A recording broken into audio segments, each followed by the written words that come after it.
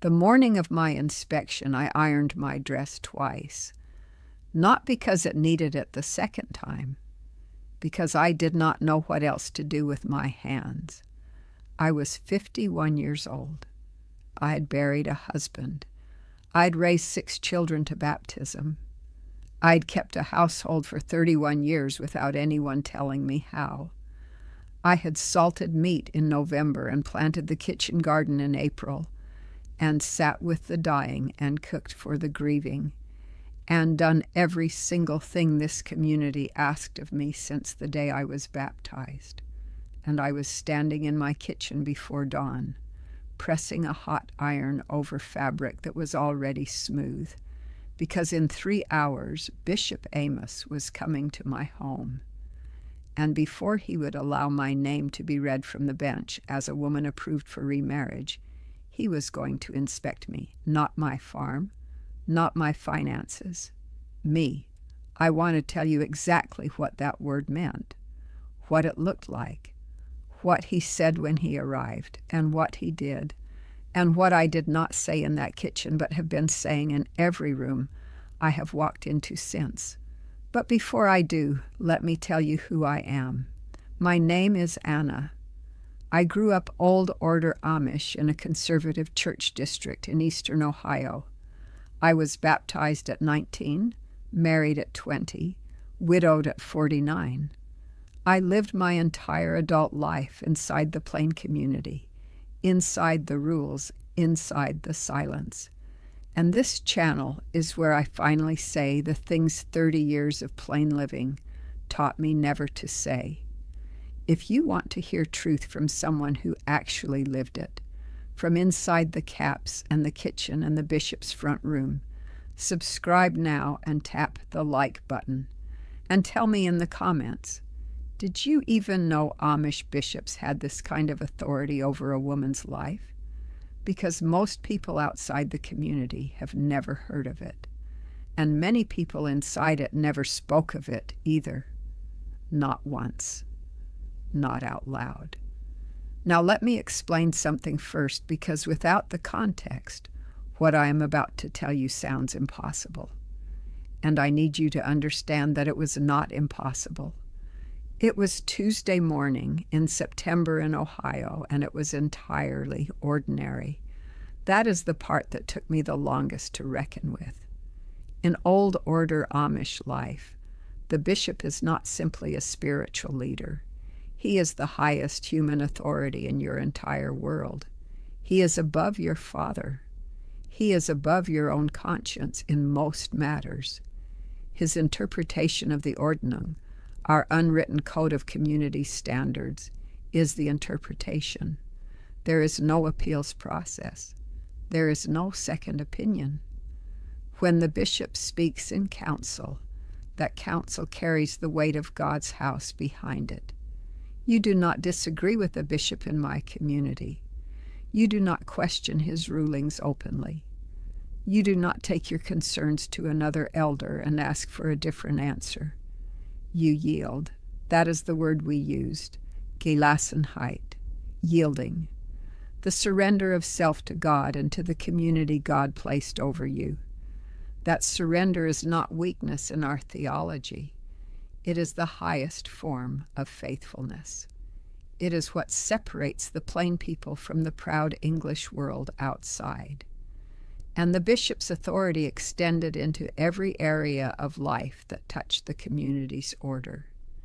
Disputes between neighbors, the discipline of members who had strayed, the approval of young men for baptism, and marriage, always marriage. In my church district, a widow or widower who wished to remarry did not simply announce the intention and proceed to the ceremony the way a first marriage proceeds. Remarriage in the Old Order is a more complicated matter because a first marriage is expected. It is the natural order unfolding as it should. A young man and a young woman, both recently baptized, both from within the district, from known families with known histories. The bishop has watched them grow from children. He has baptized them himself. He knows their parents, their grandparents, the shape of their faithfulness. Remarriage is different. A widow is older. She has a history that extends beyond her parents' household. She has formed herself over years of keeping her own home. She may have opinions she did not have at 20. She has made decisions alone. She has, in the eyes of some more conservative bishops, perhaps developed a kind of self-direction that needs to be examined carefully before she is joined to another man and another household. Because the question the bishop is really asking is not whether she is a good woman. The question is whether she is still a woman who can be led. The inspection was not in the Ordnung by name. It was never written in any document I ever saw or heard read aloud. But it was practiced. It had been practiced in our district for as long as the oldest women could remember. The older women knew about it. They had gone through it themselves decades before me.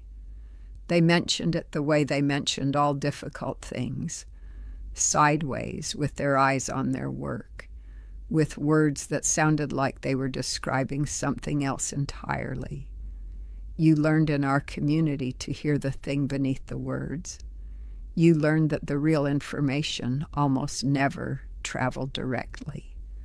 My neighbor Edna, who had been widowed and remarried 15 years before me, told me about the inspection the morning after word got around that I was being considered for remarriage. She had come over to help with the canning. We were standing at the stove together, the jars lined up on the counter, steam rising between us. Without looking up from the pot, she said simply and quietly, "He will want to see that you are still ordered. Just be ordinary. Let him look." Then she adjusted the lid on the pot and said nothing more. I did not ask her what that meant exactly. In our community, you learned not to ask what things meant. You learned to wait and to watch and to understand when the moment arrived. Asking too many questions was itself a kind of pride. It suggested you thought your understanding mattered more than the community's rhythm. The moment came on a Tuesday in late September. I was 51. The man I was being considered to marry was a widower named Eli, 63 years old, from a neighboring district over the county line. He had approached my brother first, which was proper. My brother had spoken to our bishop. The bishop had said he would need to assess my situation before any announcement could move forward. These were the words my brother reported to me at the kitchen table one evening after supper. Assess my situation. I sat with those words for a week before the Tuesday morning arrived. And so Bishop Amos came to my home. He arrived at 8 in the morning, which meant he had left his farm well before first light to make the drive. He was a large man, somewhere in his mid-70s, with a beard that had gone completely white and hands so large and worked they looked carved from something harder than skin. He came alone. No deacon beside him. No second elder to witness. Just Bishop Amos and the authority he carried in the simple fact of his presence. He sat at my kitchen table without being asked to sit. I served him coffee and a thick slice of bread with butter, because that is what you do. You serve. You do not stand at the counter with your arms crossed and ask why he is in your home. You do not remind him that you have managed this household without any man's guidance for 2 years. You serve coffee and you sit across the table with your hands folded in your lap and you wait. He asked me first about my faith. Was my heart still submitted to God's order? Had I strayed in my thinking in the years since Heinrich's death? There were women who, in widowhood, had begun attending the wrong church, reading the wrong material, spending time with English neighbors in ways that blurred the line. Had I been to English places? Had I consumed things outside the bounds of the Ordnung? I answered each question plainly and directly. No, I had not strayed. I had grieved, which is a different thing entirely. I had kept my household. I had attended church every other Sunday without fail. I had hosted when it was my turn. I had done what was required of me, and I had not looked for exits. He nodded slowly at each answer in the way that bishops nod, which tells you nothing about what they are thinking. Then he said he would like to walk through the house, and I understood in that moment exactly what Edna had meant standing at my stove, with steam rising between us. Let him look. I stood and led him from the kitchen into the front room. He moved slowly and deliberately. He looked at the walls, which in our district must be completely plain. No artwork, no photographs, no decoration beyond the annual calendar from the farm supply, and the family record kept on a wooden plaque above the door. He looked at the windows, checking that the curtains were the correct dark, solid color. Some of the younger women in the district had begun using a slightly lighter fabric.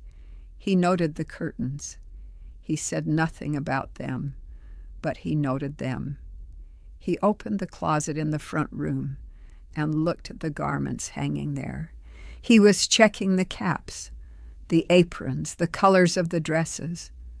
Were they the right shades of dark blue and green and brown? Were the aprons properly constructed? Was there anything in that closet that did not belong to a fully submitted plain woman? There was not. I had made sure of it. When we reached the bedroom, I stopped at the doorway the way you stop at the edge of something you cannot name. He walked in without pausing. He opened the wardrobe with the same slow, thorough hands he had used at the closet. He examined the fabric of the dresses hanging there, running one finger along a sleeve, checking the cut, the length, the color. Were they plain enough? Was there any concession to vanity hidden in the back of the wardrobe? A dress with a slightly altered neckline? A fabric that carried even the faintest sheen in certain light? And then he turned to face me where I stood in the doorway, and he said, "I need to see your head without the cap." I was 51 years old. I had worn my prayer covering every waking hour since my baptism at 19. 32 years. I had not removed it in front of any man except Heinrich. In our district, the cap is not simply fabric pinned over hair. It is the visible sign of a woman's submission to God and to the order of the church. It is worn in the presence of men precisely because it marks the boundary between what is private and what is yielded to the community's oversight. Removing it in front of a man who is not your husband is not a small act. But he was the bishop, and I had been taught since childhood that the bishop's authority in matters of the community's order was not to be questioned, not in your kitchen, not in your bedroom doorway, not anywhere. I unpinned my cap and held it in my hands. My hair was twisted and pinned beneath it the way it had been every morning for 32 years, without exception. He looked at my hair for a long moment. He was verifying that it had not been cut, that it had not been arranged in any way suggesting vanity or the influence of the outside world. In our district, a woman's uncut hair, kept properly covered, is itself a continuous act of submission. Uncut since baptism means the covenant has not been broken. It is a record you carry on your own body. He looked. He was satisfied. He said, "You may put it back." And I did, with hands that I kept steady through something I did not have a name for yet. We returned to the kitchen table. He finished his coffee. He asked about my children, whether all 6 were in good standing with the church, whether any had left the community or come under the ban. All 6 remained and were baptized and in good standing. He asked about the farm, not in numbers, but in terms of order. Was it managed? Were my accounts settled?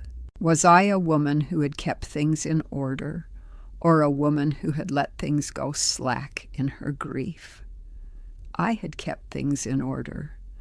I told him so without any particular expression on my face. He closed his large hands on the table and looked at me for a moment that stretched longer than was comfortable, and then he said, "You are an ordered woman, Anna. I will speak to the council. Your name may proceed." He stood, took his hat, and walked out my front door.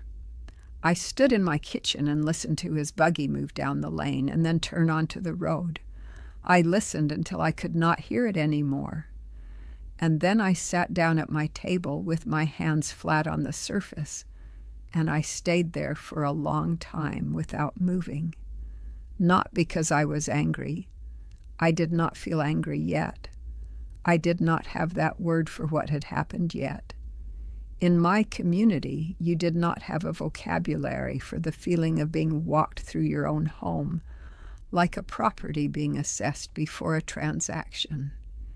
You did not have words for what it meant to unpin your prayer covering in your own bedroom for a man who was not your husband, so that he could verify you were still the kind of woman who could be handed to another man. Those words came later. They came slowly, in the years after I left, through conversations I had never been permitted to have before, through reading I had never been permitted to do before, through a therapist's office where a woman sat across from me and listened without flinching while I described that Tuesday morning in every detail, and then said something that changed the shape of everything I thought I remembered. She said, "He was not assessing your faithfulness. He was assessing your compliance.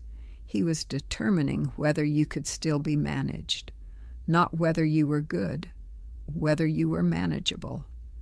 That sentence rearranged something in me that has never settled back into its original position. I want you to understand clearly that Bishop Amos was not a cruel man.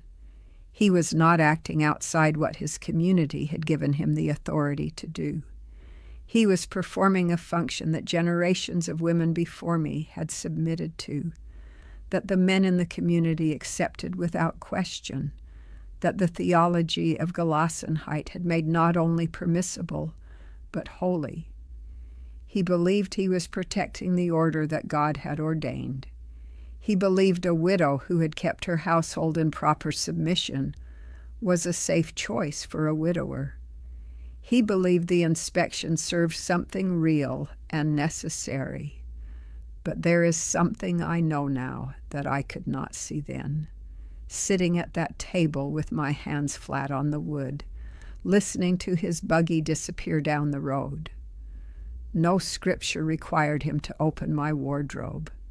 No scripture required me to unpin my cap for a man who was not my husband. No scripture required a 51-year-old woman who had raised 6 children and kept a farm and buried a husband to be walked through her own home in order to prove she was still orderly enough to be permitted to love someone again. What happened in my bedroom doorway that Tuesday morning was not theology. It was control-wearing theology like a garment. And the difference between those two things is exactly what 32 years of required silence had kept me from being able to see. I want to tell you about the 11 Sundays that followed before the marriage announcement was read in church. The sanctioned visits with Eli, careful and watched. The way Bishop Amos inserted himself into the process twice more after that Tuesday. The specific thing he said to me during the second visit that I have not repeated to another person until now. The drawer in my bedroom where I kept a private record. The dress I kept folded at the back of the wardrobe for 27 years because of what I was wearing, the day something in me finally shifted beyond returning. What happened over those 11 Sundays I cannot carry in 20 minutes. There are things this recording cannot hold. The names, the counting, the drawer, the dress I kept for 27 years. 3 years ago, I wrote it all down. The book is called The Sundays. The link is in the description and in the pinned comment. Eli and I were married the following April.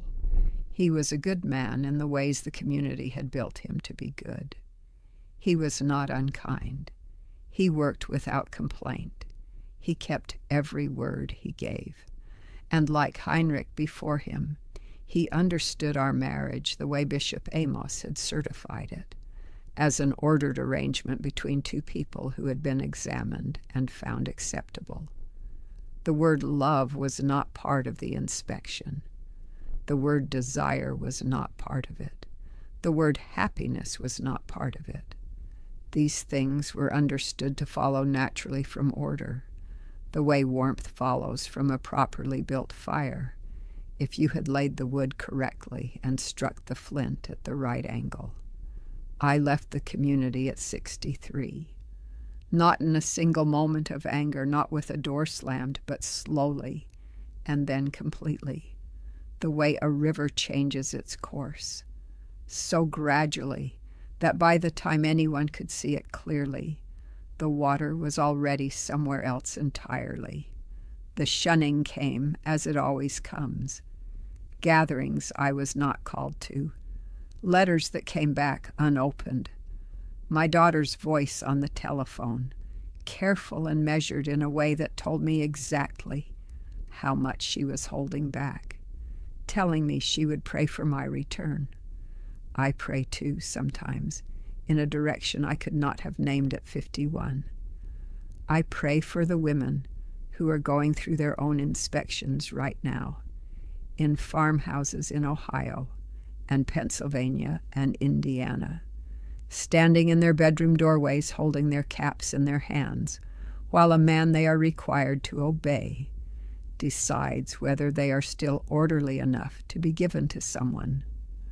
I pray that what I eventually found finds them sooner than it found me. The understanding is this, and it is simple, and it took me 63 years to hold it clearly. Your compliance is not your worth.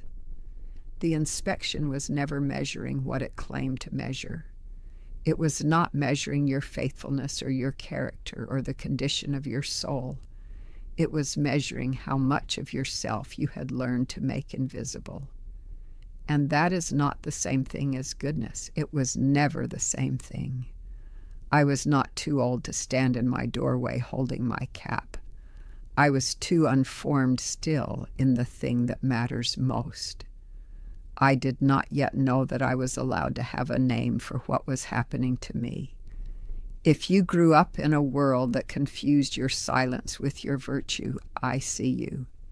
If someone with authority over your life ever walked through it the way Bishop Amos walked through my bedroom and called it care, you are not alone. And if no one in your community ever told you that your orderliness is not the full measure of your worth as a woman, as a person, as someone whose inner life matters, I am telling you that now plainly and directly, the way I wish someone had told me before that Tuesday morning in September. The Sundays, everything 20 minutes cannot hold. The link is in the description and in the pinned comment. If this story reached something in you, leave me a comment. Tell me what part stayed with you. And if you want to keep hearing truth from behind the prayer cap, subscribe to Hannah the Amish Girl. I have carried these stories for a long time. I am not finished. The morning is yours, if you decide it is.